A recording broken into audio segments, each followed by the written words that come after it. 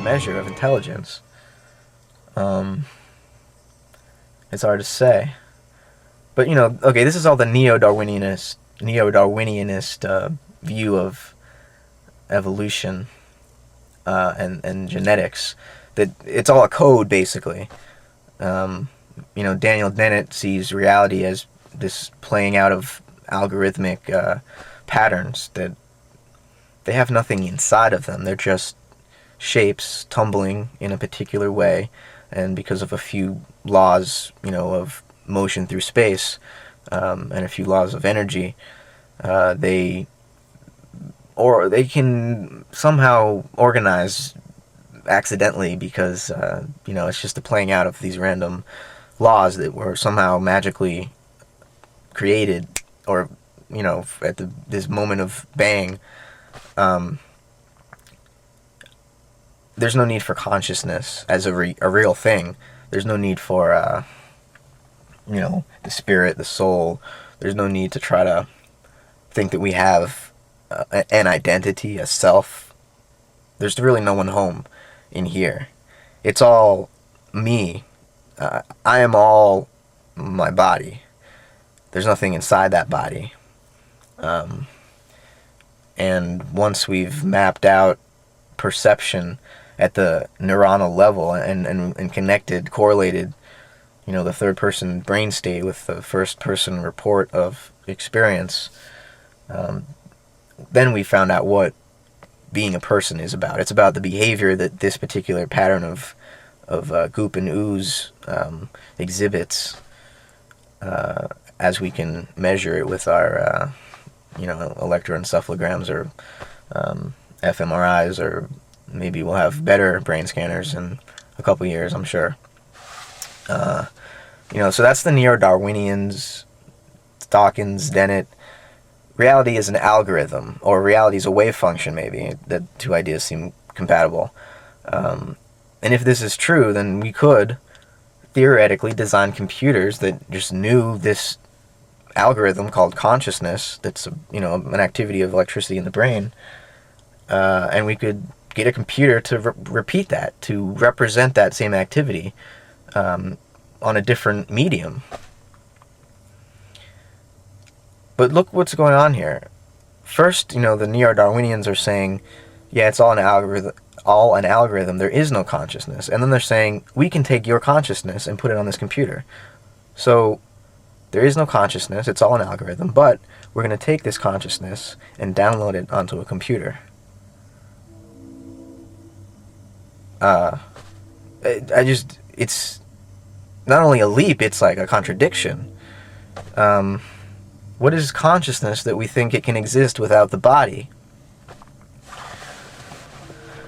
Because this is the thing about life. I mean, if we were downloaded onto a computer, our consciousness that supposedly, if reality can be repeated or represented exactly as an algorithmic pattern or a computer program that can be virtually, implanted into our nervous system, then there's no such thing as consciousness here that's going to be transferred to the computer.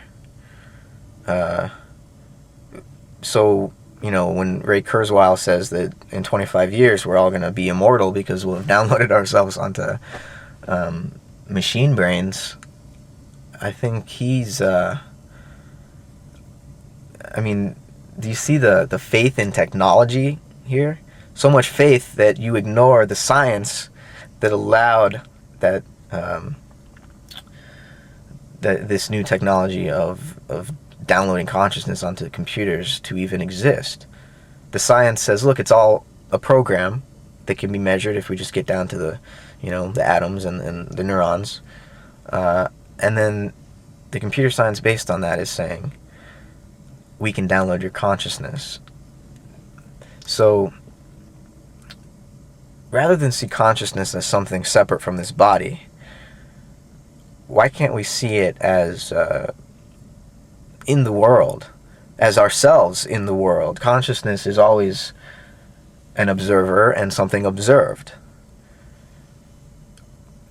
It's not this stuff in here. who we are, this ball of suffering and awareness that can be transferred to another medium so long as it obeys the same mathematical principles.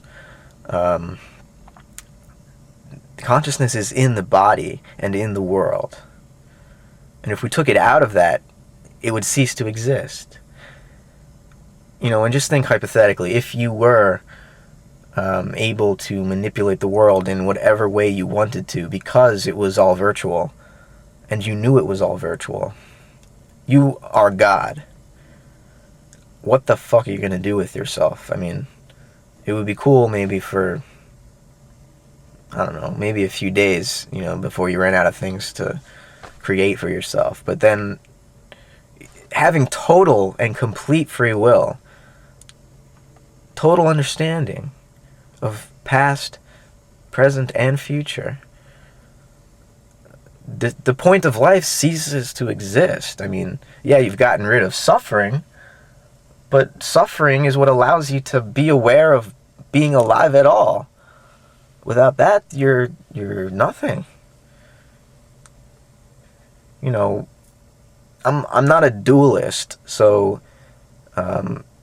people think, well, then you have to be a materialist, a monist who says there's only stuff out there that we can measure mathematically and know objectively because it exists independently of us, and we've found this magical language called mathematics that allows us to know it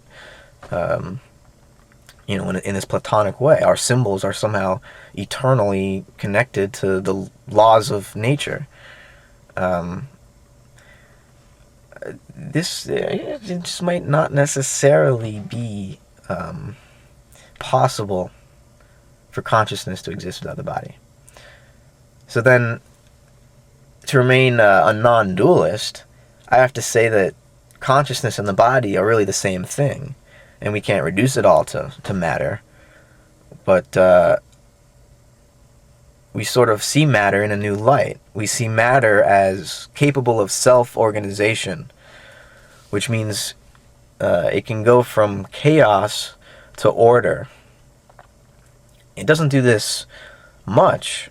Most of reality is empty, frozen space and, gas and fire, but, very little. Compared to the amount of space, there's very few stars.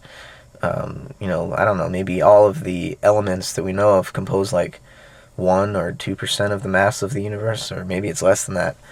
So it's mostly nothingness,